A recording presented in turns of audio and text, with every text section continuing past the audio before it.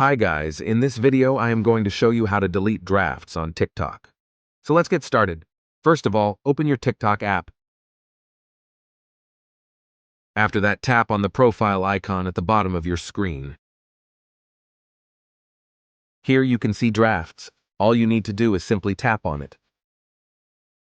And here you can see all your drafts. So if you want to delete your drafts, all you need to do is simply tap on Select at the top right corner.